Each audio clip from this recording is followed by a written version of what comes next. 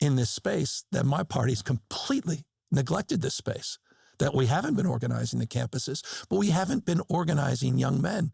We haven't been addressing their societal screams, their concerns. They're legitimate. Suicide rate, 4x that of women, dropout rates, the deaths of despair. I mean, we have men that are suffering, and it's hurting women. Any mother understands this. I've got 2 boys, and one of them, as you know, if you listen to that podcast, was so excited Charlie Kirk was coming on because his algorithms are saying that Andrew Tate is innocent, and this guy Peterson is an unbelievable thought leader up in Canada, and Joe Rogan is the best, and and Charlie Kirk, you really get to need to know him, Dad, and start to wake up to this reality that Democratic Party needs to wake up to, and that's the entry into why I did this podcast and had those folks on as first guests. I thought one of the most interesting shows you did was with streamer Atrioc. Yeah, thank you. Yeah, what did you take from that conversation? You know what's so interesting? He was wonderfully combative with me. I kept wanting to talk about his history as a streamer and a gamer. Mm-hmm.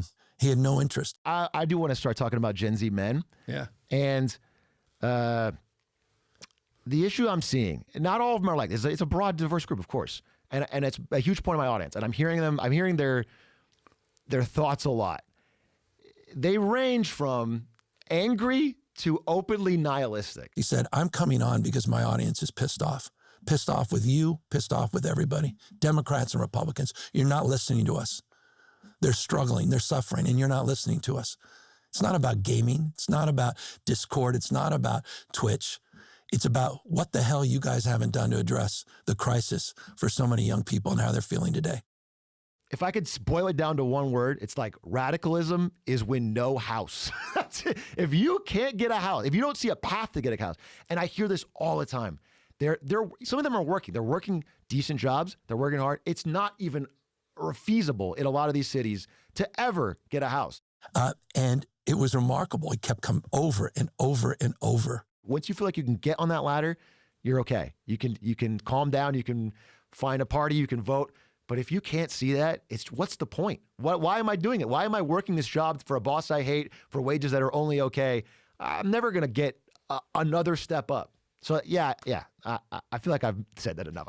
And it was not just illuminating. It woke me up. Wake up. Wake up, Democratic Party. Wake up, everybody. People are suffering and struggling. And look, it's Trump understood that in a contemporary term. I didn't understand that in this terms. I was out there making a case, and I was one of the last men standing for Biden. I was out there literally up Biden's until strongest the end, soldier, right? And I was talking about the economy in the aggregate, 15.4 million jobs, 8 times more than the last 3 Republican administrations combined, the best jobs market since the 1960s, all of these things that were true. All that said, I missed the obvious point. That's in the aggregate. We're talking about the economy. We're not talking about the American people. We're not talking about people's lived experience.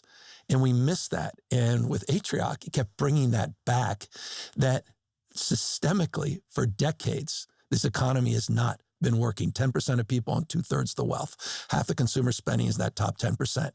This thing, the stock market is 7 damn stocks, maybe 10, but primarily 7, mostly in California. And so that reality, he burst in a way that pierced me even more than all the intellectual punditry, the things you've written and other people have written, because you didn't have to make it personal here, man. But it's not nourishing the economy for enough people. People are living on edge. Mm-hmm. And I saw that at home. I lived that reality. But it's deeper than that now. I mean, we were able to finally afford a home. But you needed to, I think somebody listening to this could say, look, you're the governor of California.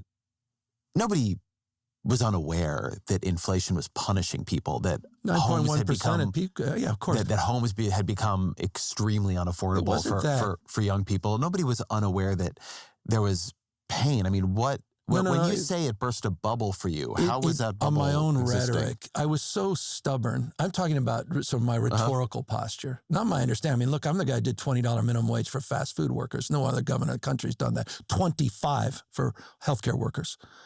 Doubled the earned income tax credit that has universal health care regardless of pre-existing condition, ability to pay, and immigration status. I'm deeply mindful of the imperative to address these underlying issues. So I'm not naive in that respect, quite the contrary. But my rhetoric did not match. And I think that rhetoric that was so much part of the rhetoric, this sort of defensive posture that inflation was cooling from that 9.1% and jobs market was growing. We were the envy of the world, Economist magazine, everybody else, GDP growth. It just landed flat. America's already great. Yeah. And Trump understood. So it was the rhetoric, not the reality that I'm trying to make. But let me get at this rhetoric reality landing flat, because I do think there's something pretty deep here.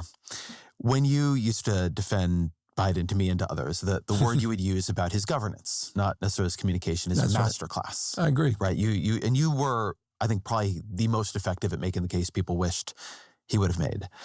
If these policies were so good, if the policies in California were so good, then what is the disconnect? Because ultimately, this whole thing is supposed to work on a feedback loop between policy, reality, voting.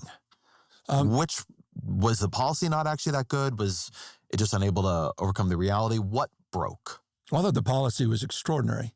But so why then did it not make people happier? Because program passing is not problem solving. So you have to establish that as a framework. When you pass a piece of legislation, that's day one. Mm-hmm. Now you start at the beginning of a new process, which unfolds over the course of a period of time. And it unfolds in ways that no one understands better than Ezra Klein. That no one understands better than the person sitting across. Sure, you say that to all the podcasters. No, but it's a fundamental fact of the frame of reference that we have together in terms of your abundance agenda, understanding process, understanding the labyrinth of governance, understanding jurisdictions, understanding the sort of the pluralistic realities of how you actually manifest and implement these ideals. And that's challenging. And that plays out in 50 states. It plays, I mean, I just think about my own, you living in the Bay Area. There's 101 jurisdictions in the Bay Area alone. There's hundreds of special districts, JPAs, and transit districts. In addition to that, to get anything done, how you break that down. You imagine from the presidential perspective, CHIPS and Science Act and the IRA and the tax credits, et cetera, having that framework. Localism is still determinative. And now you can drive a lot of reforms on NEPA, CEQA in California, et cetera, but localism still outweighs so much of that. And so from a communication perspective, that should have been perhaps communicated more effectively. But also it needs time to gestate. Trump's success is destroying, not building. That's easy. And you can destroy in nanoseconds the symbolism and the substance of the East Wing. That's destruction, Doge, destruction. And that kind of destruction somehow satiates people in this respect. They feel like, oh, there's something actually happening. There's real action here. But to be a builder, that's where greatness is. That's where greatness lies. And that's what I believe was the masterclass of the administration, was able to create a framework to build again at scale, $1.2 trillion infrastructure package, the IRA, so we can compete against our most fierce competitor, China, in low-carbon green growth. They delivered $369 billion. The reality, though, obviously, is that Trump will take advantage of a lot of those investments, but he's also taking advantage of the narrative of destruction